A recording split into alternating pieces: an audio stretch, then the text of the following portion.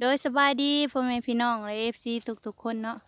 มาพบพ่อกับสาวลาวสินกับสินเคยพี่น้องมาสาวลาวสิพาพี่น้องไปเบิ่งแม่แล่เจ้าสิไปไสก่อนว่าสิไปสอนละหัวว่าสิไปสอนหวกพี่น้อง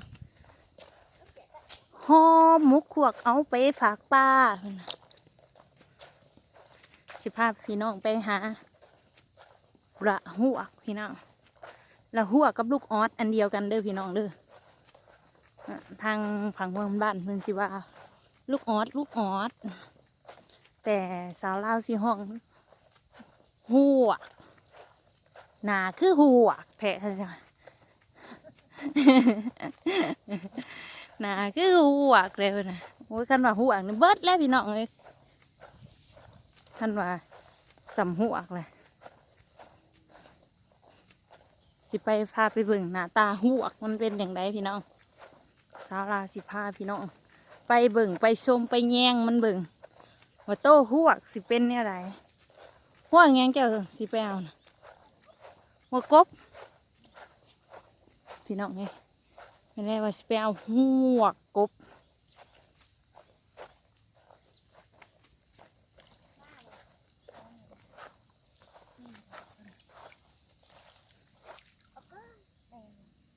ยังว่าเป็น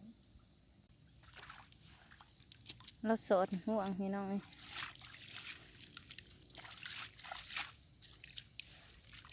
่คือวิธีสอนหัวของแม่แร่แล้วก็ไปส่งมังห้องเราพี่น้องเราได้หัวจริงบ่ ถ้าก็ได้เหนียว แล้วก็ได้แมงหนางามเพื่อว่าพื้นแมงหนางามให้พี่น้องฟังด้วย บ่ เป็นหยังจังเป็นแมงหนางามหนนะ เดี๋ยวมันบ่คือการ นะแต่ว่าในแบบพื้นบ้านของเฮาเคยเล่าขานเนาะเป็นอันนั้นแบบพื้นบ้านที่เฮาเล่าขานมาก็สิมาเป็นแมงหนางามพระเจ้าเนาะพระเจ้าว่าห้องแมงหนางามเนาะบ่แม่นแมงหนางามว่าซาลากับบุจือพี่น้องเพราะว่าพ่อของซาลากับเราสุพังอยู่ว่าเพิ่นอายผู้บ่าวแล้วเพิ่น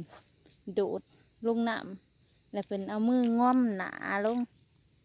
แล้วก็กลายเป็นแมงหนางาม เอ้าเขาจะว่าเพื่อนผู้สาวขี้ค้าน เอาพื้นผู้สาวขี้ข้านวะ เออพ่อแม่ เพิ่นว่าเอาพื้นผู้สาวขี้ข้านพี่น้อง เฮ็ดอิหยัง ผู้สาวบ่เฮ็ดอีหยัง พ่อแม่ตายไปแล้วผัดนำไปใส่ฮอดพี่ภาษา อืมลูกกับโพดผู้เนาะนำไปฮอดนำไปใส่พ่อกับแม่นะฮอดพี่ภาษานะ แม่แล้วตำหูบ่เป็นเฮ้ยคนโบราณ คนโบราณเนาะ เออ คันบ่เฮ็ดบ่หาก็บ่ได้คันบ่ตำหูตำแพร่ก็บ่ได้นุ่งเนาะ ผู้บ่าวผัดเอายางโบงมาติดติดเครือหูไว้ ผู้บ่าวก็คือว่าเคล็ดหลายเติมนะ เออ ผู้บ่าวก็ ติดเครือหูไว้ขอในเด้อหวงตอนมาคือหลายอยู่แต่โรงเรียนมันไปเบ่ละบ่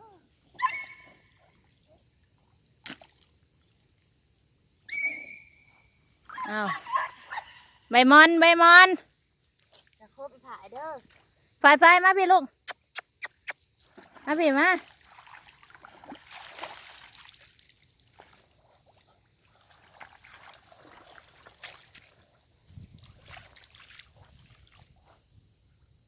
ผู้เมื่อน้ำพอเท่าคือเมื่ออะไร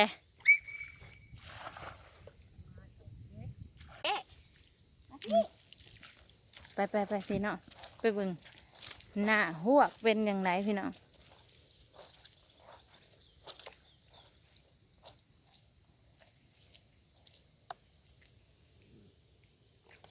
หน้าหัวก็ออกประมาณนี้เลยพี่น้องหน้าสิบเห็นต้องเบิ่งอยู่นี่พี่น้องนี่แหละคือหน้าหัวพี่น้องตัวหนึ่งนะลูกปลาคอเนาะกันห่วงนะคือมีขาเด้อพี่น้องลูกปลาคอนะคือบ่มีขา พี่น้องแยกให้ออกเด้อพี่น้องเด้อหาก็ได้เท่านี้แหละพี่น้อง ได้ห้องกับปูคนแล้วเอาเบอร์คนนี้ ได้เบิร์ดพี่น้องเอ้ย กับปูน้อยน้ สิให้เบิ่งธรรมชาติและชีวิตพี่น้องนี่คือแมงชีชีอ่ะกัดกินเขียดตีแอกอันนี้คือหัว ตัวหัวกเด้อพี่น้องนี่หัวกพี่น้อง สองตัว ช่องตัวก็ว่า ตัวหัวคือลูก ได้ ก บ่ บ ตัวหัวกก็คือลูกกบลูกออส โลเท่าไรโล800ขีดหนึ่งเท่าไรขีดขายแพงโพดหมอนะขาร้อยลงเลย เป็นบ่พี่น้องนี่ดิเนี่ย มันก็ปุ๊บหรือว่าเนาะ มีแข็งเลย ขามืออื่นนี่จะบ่เห็นกลิ่นเลย ไปได้เร็วเนาะ ได้ติ ได้อะไรนะอันนี้ตัวหนึ่ง มันเด่นนะ ระวัง ไปเบิ่งพี่น้องว่าเล่ได้เจ็กโตคือเก็บใส่บาแท้ โอ้ย โอ้เราได้หลายโตเติบได้พี่น้องมัน โอ้ มีแต่หัวพี่น้องนี่แหละคือโตหัวพี่น้องเอ้ยนี่คือโตหัวได้ฮักอยู่บ่คะจะบ่ได้เอาน้ำใส่บ่ เอาใส่อยุ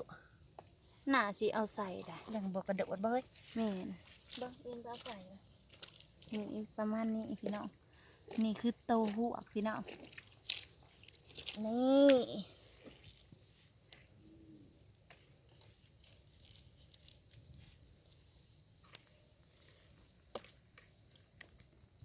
กำลังมันพี่น้องนี่คือหัวกบพี่น้อง ได้ปลา เอ้า ขอ ได้ลูกปลาโคน้ำนี่ว่า เอาไงแม่ เอ้า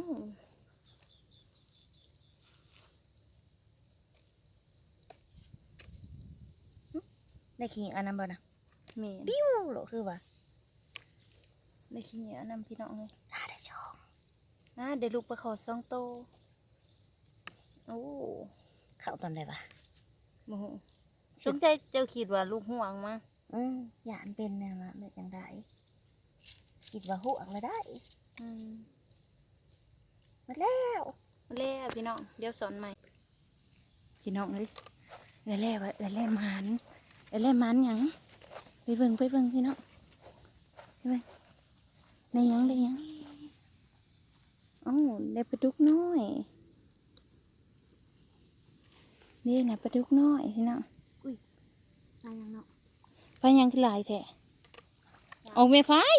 โอ้ยบ่ต้องอีกกันเลยคะแนนกูกันมือพาย เอียง ก็ขอเนาะเอาขึ้นหลายเลย ปลาโคน้อยก็ส่วนเลยไหม แฟนลูกก็เบิ้ลเลยบ่ ได้บ่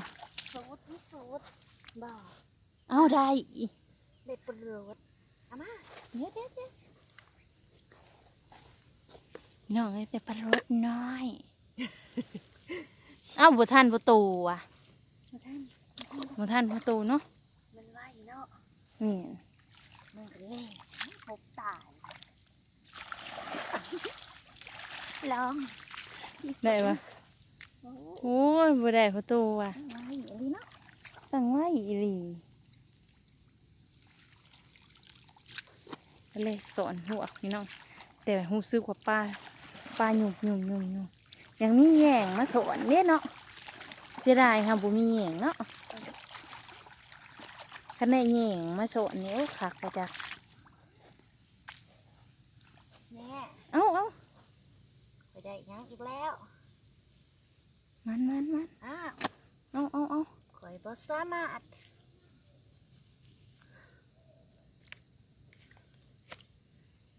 โอ้ย ปลาดุก ปลาดุกพี่น้องเลยปลาดุก พี่น้องเอ้ย ตัวยังอีกอันนั้นน่ะ ได้เหมือนเดิมแต่ปลา ปลาลดแล้ว โอ้เป็นตายอย่างเอาแหย่งมาแก่เนาะเสียดายแหย่งครับผมเอาได้อีกไหม ได้ส 2ตัว อุ้ยปลาลดอีกนะ เออ เอ้าเจ้าคือมันแต่ปลาลดเท่ว่ะ จ้าเอา เอ้าข่อยได้ยินเสียงปลาบ่อนในใส่หนอบ้าน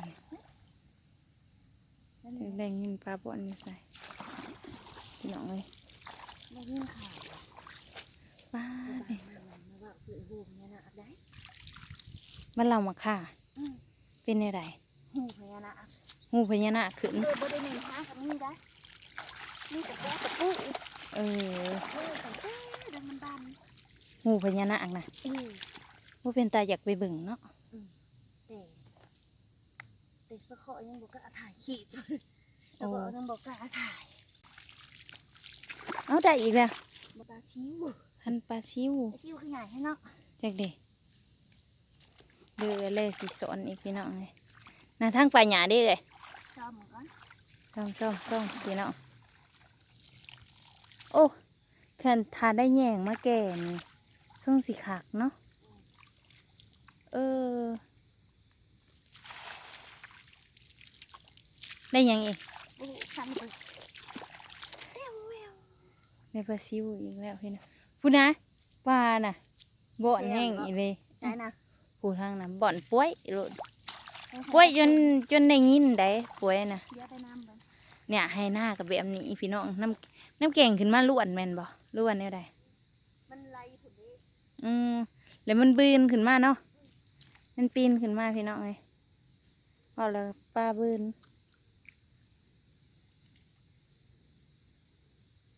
ปลาบืนขึ้นมา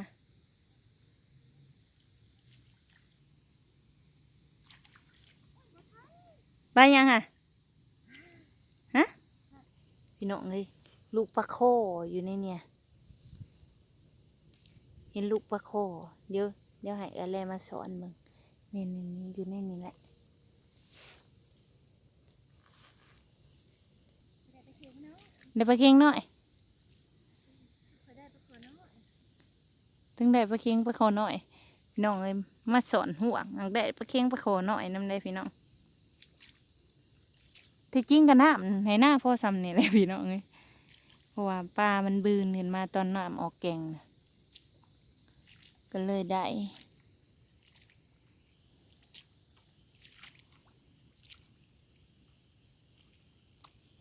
เดี๋ยวเบิ่งเนี่ยเลย โต๊ะข่าว ได้ปะบ่ได้พี่น้องเลยตัวนี้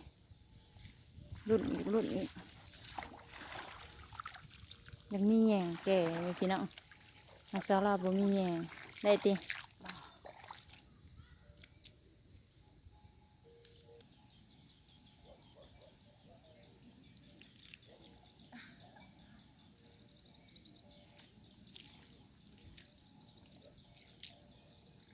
เลขก็สิออกประมาณนี้พี่น้องย่างหาแต่เห็นโตแล้วก็ส่วนจะได้หยังเนี่ย อาเบิ้ง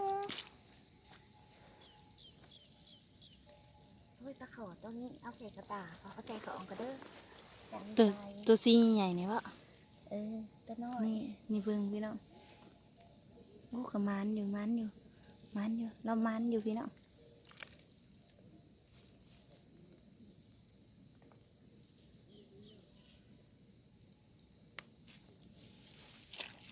มันบ่มันกระส่งขุของสาวลาวได้พี่น้องได้เบิดทุกอย่างพันแนวอีหลีพี่น้องได้ทั้งหัวได้ทั้งปลาเนี่ยได้ทั้งหัวแล้วก็ปลาเค็งน้อยปลาดุกน้อยปลาคอน้อยปลาล้นแหลวน้อยพี่น้องกระปูน้อยมีแต่แนวน้อยๆพี่น้องเลยโอ้ย ลูกมัน มีแต่ลูกมันพี่น้องเลย ถ้าเอาลูกมันได้ มีแต่ได้แต่ลูกพูนหยุดลูกหยุดลูกหยุด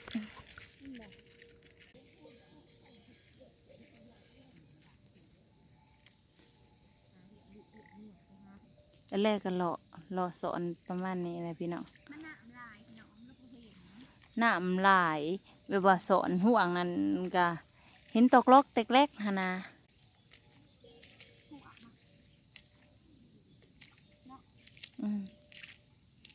อะไรได้ยังได้อีกตัวละ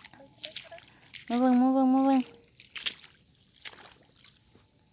มาเบิ่ง ดุงแล้วก็สอนเนาะทุกละดี กระโดดได้ กระโดดได้พี่น้อง มีแข่เนาะ ห่วงมีแข่งแล้วพี่น้องเตรียมตัวสิเป็นกบน้อยแล้ว เป็นยังจังไห้มันเป็นกบจังกินตอนนี้แหละอยากกินหัว อยากกินละหูอักพี่น้องเลยบ่ได้อยากกินกบน้อย กินกบน้อยก็ทาใส่อันนั้นเพราะว่าบ้านชาวลาวน่ะกินเทิงละหูอักกินเทิงตัวกบกินเทิงตัวเถา กินว่าทุกอย่างพี่น้องส่งมาหาได้อีหยังก็กินอันนั้นพี่น้องเลยมีแต่แนวแซ่บๆนัวๆได้พี่น้องเลย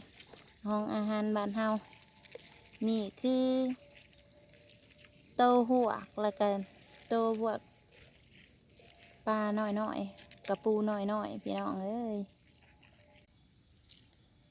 ก็แรกกันกำลังงมจักงมหยังดอกพี่น้องเก็บบับจักงมอีหยังเห็นแต่เก็บบับเขาสวิงจักงมอีหยังกัน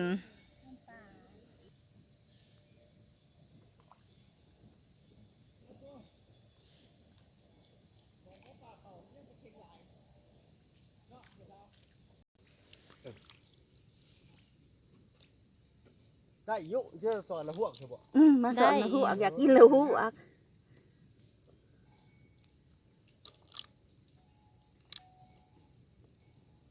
มันฆ่าเป็นโล เลยยังส่วนวับส่วนแวมอยู่ได้พี่น้องเลย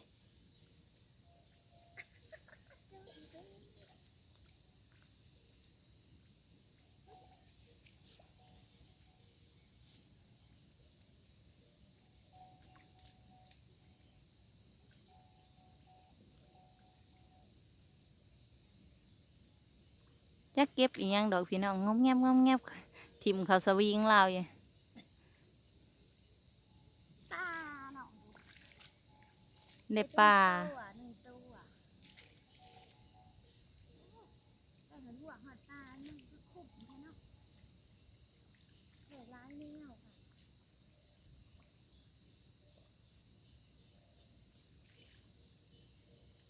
ในหวกบ่ได้แต่กุ้งนี่บ่ได้แต่กุ้งได้แต่ชิวหวกปลาโขน้อยปลาดุกน้อยแล้วก็ปลาเค็งน้อยปลาลวดเหลวน้อยพี่น้อง เอามาไปสุกนะเอามาใส่ ไปเอาขู่ก่อนพี่น้องเลยให้ซองก่อนเนี่ยให้ซองก่อนโอ้พี่น้องมันก็ได้ประมาณนี้แหละพี่น้องพอดีมกพอดีพี่น้องเลย ตัวน้อยๆพอดีกินเสียมาดูค่อย ตัวน้อยๆแล้วกระดูกกินผอยบ่ได้ยังไง ๆปู กระปูพี่น้องเลยยังเป็น